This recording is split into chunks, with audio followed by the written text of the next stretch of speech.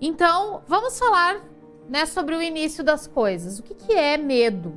Porque às vezes a gente, todo mundo sabe o que é medo, todo mundo já sentiu medo, né? Se passa uma cobra ali no chão, a cobra faz pra mim, eu vou ficar com medo daquela cobra, porque eu sei que ela tem veneno e ela pode me matar. Às vezes a cobra nem tem veneno e a pessoa já sai correndo, porque ela tem uma ideia, uma imagem mental na cabeça dela de que aquilo ali significa perigo. Então o medo aparece sempre que a gente acha que está em perigo.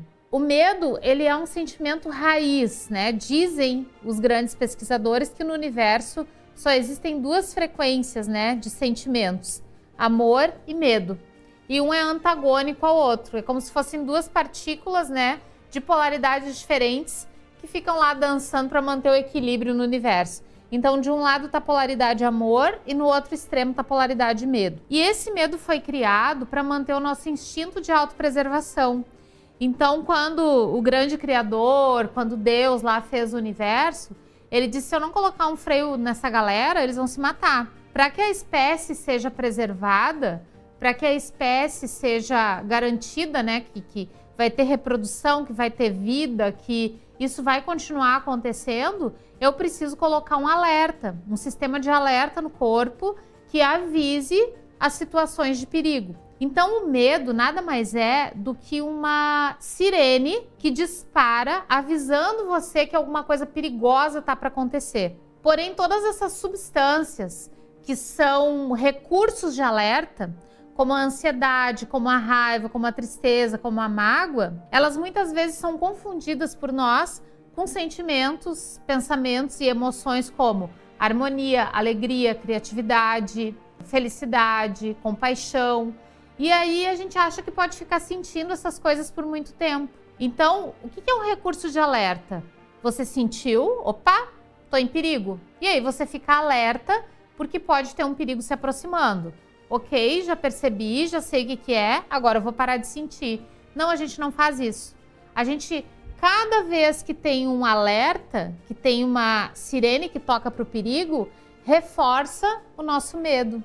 E aí a gente cria nas células receptores de medo e a gente vai viciando todo o nosso corpo e toda a substância interna que a gente tem no corpo, todas as células, todos os tecidos, os órgãos, criando receptores de medo. E aí cada vez que tem uma situação de alerta, todo o corpo se arma e gera hormônios, né, que tem a ver com medo. E esses hormônios, eles são viciantes, então a gente quer produzir cada vez mais. E lembrem-se sempre que vício não é só em álcool, não é só em drogas, ou em comida, ou em jogos, ou em qualquer outra coisa. Vício é tudo aquilo que você não consegue parar de sentir, que você não consegue parar de fazer. Então, por exemplo, uma pessoa que joga videogame todo dia, se ela não jogar, ela passa mal. Ela é viciada em videogame. Uma pessoa que precisa tomar Coca-Cola todo dia, ela é viciada em Coca-Cola. Uma pessoa que precisa mentir todo dia, ela é viciada em mentira. Então, os vícios têm as mais diversas formas, né? E todos eles vêm de algo que você não consegue parar de fazer. Então, se você sente medo o tempo todo dia, durante muitos anos, você vai se viciar em sentir medo. E aí você não consegue agir, porque o medo é um sentimento que nos trava, que nos paralisa. E se você for ver, qualquer coisa negativa que você sinta tem raiz no medo. Então, uma pessoa que é tímida, por exemplo, que não gosta de falar em público, se você for procurar a raiz da timidez, ela tem medo de se expor porque ela não gosta de ser julgada. Ela tem medo de se expor porque ela tem vergonha de falar em público, ela acha que alguém vai contestar o que ela está dizendo ou vai dizer que não é verdade, ela vai se sentir insegura. Então, na verdade, é medo de se expor. Deixa eu pensar em outras situações que o medo seja a raiz, qualquer coisa, uma tristeza, uma dor, uma mágoa, uma chateação, tudo, se você for ver, a pessoa está com medo de perder alguma coisa, ou ela se sente em perigo com alguma coisa. Então o medo é isso. A gente não sabe muito sobre os medos porque a gente prefere deixar para lá, a gente às vezes enfrenta, às vezes a gente recua, às vezes a gente se acovarda porque a gente não tem treinamento, né? A gente não é preparado para lidar com os nossos medos. Como pessoas da minha idade, por exemplo, vêm de uma geração pós-guerra. Nasceram de pais, né, que nasceram ali logo depois da Segunda Guerra Mundial, anos 60, anos 50. E essa geração é uma geração que teve muito medo, né, incrustado no DNA.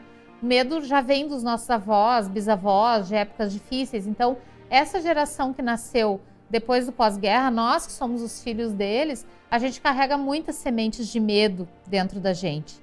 E nós fomos educados para ter o básico, e ter o básico já estava muito bom. Então, se tu conseguisse comer, se vestir bem, ir para a escola, ter um teto para morar, tá bom, o resto vai te virando.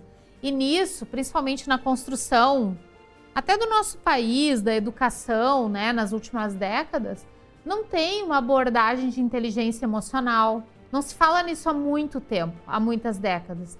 As crianças não são educadas para ter controle, para ter equilíbrio. A gente vai sobrevivendo e aprendendo do jeito que tá.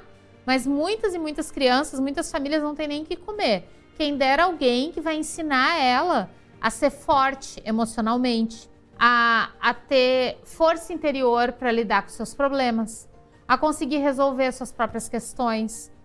A gente não é preparado para isso. E aí vem uma coisa durante a vida chamada escola. Porque enquanto a gente está em casa, né, no cenário de casa, teoricamente, tá? Eu não estou falando de uma forma totalitária, assim, eu estou falando que geralmente a sua casa, a sua família é um ambiente de proteção. Tem crianças que não, que a casa não é um ambiente de proteção, mas para a maioria de nós é. Então a gente está junto com a família, está na nossa casa, é um ambiente onde você se sente protegido. E aí a escola é como uma segunda saída do útero, ou seja, a criança sai do útero, ela tem um ambiente familiar, né, para crescer, para se desenvolver. Quando a gente vai para a escola, é uma saída da casa, ou seja, a criança vai sair da casa dela e vai entrar em contato com gente diferente, numa vida social diferente, onde ela vai receber apelido. Então eu digo que o primeiro contato assim, com a crueldade do mundo, a gente tem na escola.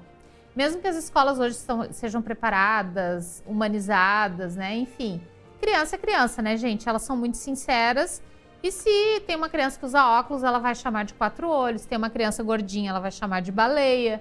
Se tem uma criança muito magrinha, ela vai chamar de vareta. E assim, na escola, a gente entra em contato com os nossos principais medos. O medo de se expor, o medo de falar em público e principalmente o medo de ser ridicularizado. Então a escola, ela é um ambiente inóspito, diferente, estranho. Depois a gente cresce um pouco, né? Vai para o ensino médio, que é um outro salto. Depois a gente vai para o ambiente de trabalho, que é extremamente competitivo. E aí, eu tô falando de uma vida normal, assim, para a maioria das pessoas. Mas claro que tem recortes disso, né? Mas normalmente a vida segue assim. E aí os nossos medos vão aflorando e a gente que se vire. Porque até pouco tempo atrás, terapia era uma coisa vista para quem não era bom da cabeça. Ai, fulano não é bom da cabeça, está fazendo terapia. E hoje a gente sabe que terapia é uma necessidade, justamente porque a gente não recebe desde criança os estímulos necessários para a gente lidar com o medo, certo? Então, terapia na nossa época, principalmente nessa época atual, não é uma questão de luxo, é uma questão de necessidade. E com tudo que a gente está atravessando aí nos últimos meses, não tem terapeuta suficiente para todo mundo. Cada um está se virando como pode, né? E a próxima onda que virá, dizem os especialistas, é uma onda de problemas de saúde mental, de trauma, de dores internas que precisam ser tratadas. Então esse novo tempo, ele está pedindo uma ferramenta nova, uma tecnologia nova. Ele está pedindo algo novo. A gente não pode tratar o que está surgindo agora de uma forma tradicional. Ninguém tem mais saco para ficar 5 anos indo num consultório fazer terapia, né? Ninguém tem mais paciência para isso. Para ficar lá, daí espera, daí uma semana depois, aí tem um insight que leva para uma outra coisa. E aí pensa sobre essa coisa. Não, hoje é go, go, go. A gente está numa época acelerada, a gente está numa época de aceleração mental, aceleração emocional, aceleração tecnológica e aceleração espiritual também. Então, para lidar com medo, para, enfim, enfrentar as coisas da vida, a gente tem uma alternativa nova que veio em 2018 para a Terra chamada Aura Master. Tô com a camisetinha aqui do Aura Master. Então, o Aura Master, né? Eu falo o, tem gente que fala a, A terapia Aura Master ou o método Aura Master, então pode ser, ele é andrógeno, né, o Aura Master, ele pode ser o e pode ser a, ele não tem gênero. É o método ou a terapia. Embora eu prefira chamar até de tecnologia terapêutica. Ele elimina traumas, medos, bloqueios, coisas que estão incrustadas nas células lá, as gerações e gerações que já vêm do DNA, em até 35 minutos. Então é rápido, é eficiente, é eficaz, funciona. A gente já tem milhares de alunos para comprovar, né, a eficácia do método, e alunos que são terapeutas, né, que têm formação em Aura Master também, que aplicam em outras pessoas para comprovar os efeitos dessa ferramenta terapêutica, dessa tecnologia terapêutica que é nova e que resolve esses problemas de traumas, bloqueios, pensamentos, sentimentos, emoções densos em até 35 minutos. Sabe o que é isso? Meia hora atrás você estava carregando um peso de 20 anos, de uma mágoa, de uma tristeza, uma traição, uma dor de perda, alguém que faleceu, você ficou traumatizado porque você estava junto, né, e não morreu, e só aquela pessoa... Tem muitos casos. Eu fiquei 10 anos no consultório e um dia, quando eu achar que é a hora, eu vou escrever um livro só de casos de consultório, contando situações que aconteceram no consultório, porque eu tenho muitas histórias incríveis para contar. E o Aura Master, ele consegue resolver esses casos difíceis, crônicos, que as pessoas carregam há muitos anos, que as pessoas são traumatizadas há muitos anos, dores, tensões que as pessoas carregam. Tudo isso pode ser tratado com Aura Master em até 35 minutos.